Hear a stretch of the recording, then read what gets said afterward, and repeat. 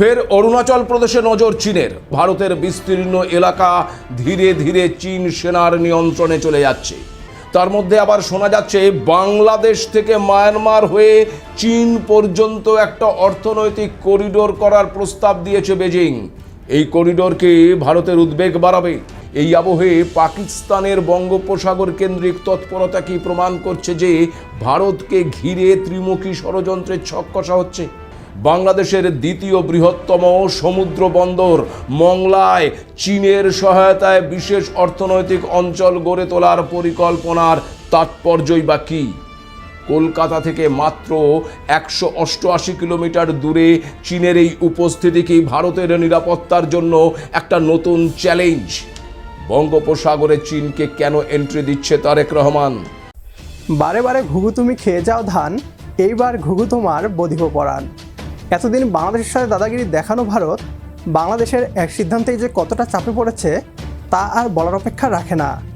ভারতের লোক দেখানো বন্ধুত্বের হাতকে প্রত্যাখ্যান করে তারেক রহমান চীনের সাথে হাত মেলাতেই যেন বদলে গেল এই অঞ্চলের আঞ্চলিক শক্তির সমীকরণ। সড়ক পথে চীনের সাথে বাণিজ্য বৃদ্ধি করতে বাংলাদেশ মায়ানমার চীন করিডোর, মোংলা বন্দরে চীনের ইকোনমিক জোন এবং পাকিস্তানের সাথে সামরিক সহযোগিতা চুক্তি যেন রাতের ঘুম কেড়ে নিয়েছে নরেন্দ্র মোদীর। অবস্থার দৃষ্টিতে এখন বুঝতে বাকি নেই, বাংলাদেশ এই অঞ্চলের গেম চেঞ্জার। ভারতীয় থিঙ্ক ট্যাঙ্কার থেকে শুরু করে তাদের মিডিয়াগুলো প্রতিনিয়তই আলোচনা করছে বদলে যাওয়া বাংলাদেশের মাস্টার স্ট্রোক সিদ্ধান্ত নিয়ে। এবার নিশ্চয়ই ভারত হারে হারে টের পাচ্ছে ছোট মরিচের ঝাল কত বেশি। এ নিয়ে কী বলছে পশ্চিমবাংলার মিডিয়া, আসুন তা দেখি।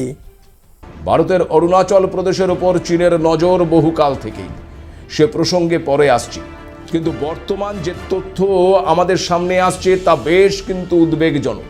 অরুণাচল প্রদেশের আপার সুবনসিরি জেলার তাকসিং সীমান্তে এখন বাড়ছে উদ্বেগ। সেখানকার না আদিবাসী সম্প্রদায়ের অভিযোগ, গত কয়েক বছর ধরে এলএসি সংলগ্ন ভারতীয় ভূখণ্ডের বিস্তীর্ণ অঞ্চল ধীরে ধীরে নিজেদের নিয়ন্ত্রণে নিয়ে নিচ্ছে নাকি চীন সেনাবাহিনী।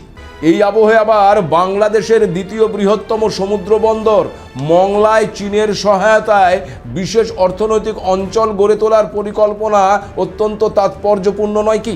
মংলা বন্দরের যে জমিটি আগে ভারতের জন্য নির্ধারিত ছিল তা আনুষ্ঠানিকভাবে বাতিল করে চীনের হাতে তুলে দেওয়া হয়েছে। চীন এখন সেখানে চীনা কোম্পানিগুলোর জন্য বিশেষ অর্থনৈতিক অঞ্চল গড়ে তুলবে বলেই জানা যাচ্ছে। এদিকে মংলা বন্দরের কৌশলগত গুরুত্ব এতটাই যে এটি বঙ্গোপসাগরে ভারতের পূর্ব উপকূলের একেবারে কাছাকাছি অবস্থান করছে। আমাদের শহর কলকাতা থেকে এর দূরত্ব মাত্র 188 কিলোমিটার। ফলে এই বন্দরে চীনের উপস্থিতি দিল্লির সাউথ ব্লকের জন্য একটা বড় ধরনের কৌশলগত লাল সংকেত বলেই কিন্তু মনে করছেন বিশ্লেষকরা। কারণ প্রথমত এটি ভারতের জন্য একটি কূটনৈতিক ধাক্কা। তাছাড়া আবার ওই মংলা বন্দরের অবস্থান কলকাতা এবং হলদিয়া বন্দরের এত কাছাকাছি হওয়ায় ভবিষ্যতে সেখানে যদি উন্নত রাডার বা ইলেকট্রনিক নজরদারি ব্যবস্থা তৈরি করা হয় তাহলে বঙ্গোপসাগরে জাহাজ চলাচল সম্পর্কে তথ্য সংগ্রহের সক্ষমতা উল্লেখযোগ্যভাবে বাড়তে পারে। বিশ্লেষকদের মতে ওই বন্দর সংলগ্ন এলাকায় ভবিষ্যতে যদি বেসামরিক পরিকাঠামোর আড়ালে কোনো গোপন পরোক্ষ সামরিক বা গোয়েন্দা ঘাঁটি গড়ে ওঠে তবে তা ভারতের সীমান্তরক্ষী বাহিনী এবং কোস্টগার্ডের জন্য একটা বিশাল মাথা ব্যথার কারণ হতে পারে।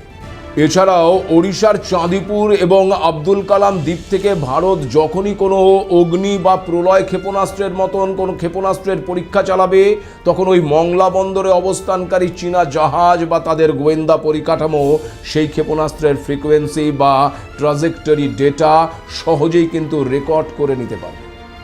আবার ভারতের বেশ কিছু পরমাণু সাবমেরিনগুলো অবস্থান এবং গতিবিধির ওপর 24 ঘন্টা নজর রাখার সুযোগ পেয়ে যাবে চীন।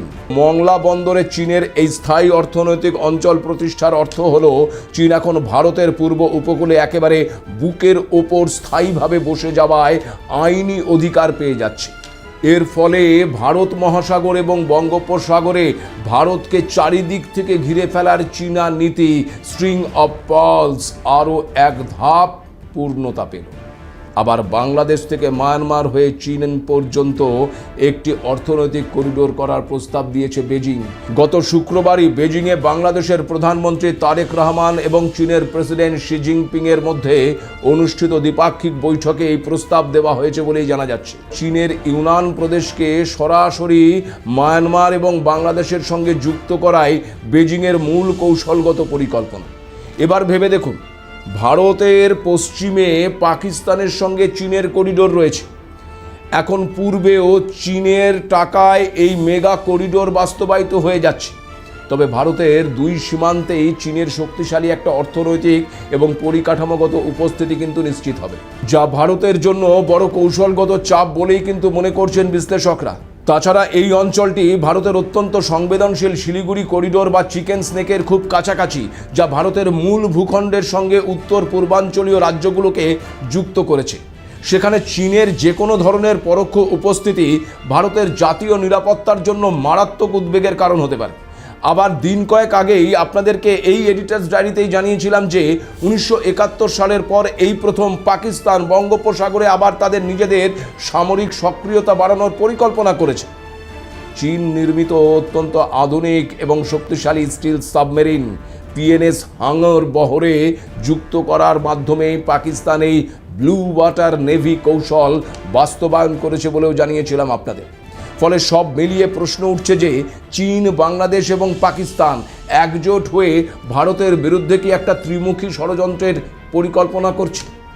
কারণ বঙ্গোপসাগর, লাদাখ এবং অরুণাচল প্রদেশ সীমান্ত, এই তিন দিক থেকে চীন, পাকিস্তান এবং বাংলাদেশের সাম্প্রতিক নজিরবিহীন সমীকরণকে ভারতের বিরুদ্ধে একটি পরোক্ষ ত্রিমুখী কৌশলগত বেষ্টনী বা ষড়যন্ত্রের অংশ হিসেবেই কিন্তু দেখছেন প্রতিরক্ষা বিশ্লেষকরা। বিশেষজ্ঞদের মতে বঙ্গোপসাগরে ভারতকে ব্যস্ত রেখে উত্তর পূর্ব সীমান্ত বা লাদাখে নতুন করে সামরিক উত্তেজনা তৈরি করা চীনের একটা চতুর রণকৌশল হতে পারে, যাতে ভারতকে একসঙ্গে একাধিক ফ্রন্টে সেনা মোতায়েন করে অর্থনৈতিক এবং সামরিক চাপে পড়তে হয়। কারণ বাংলাদেশের এই নতুন সমীকরণ চীন এবং পাকিস্তানের জন্য ভারতের দোরগোড়ায় বসে ভারতকে ব্ল্যাকমেইল করার একটি সুবর্ণ সুযোগ তৈরি করে দিয়েছে।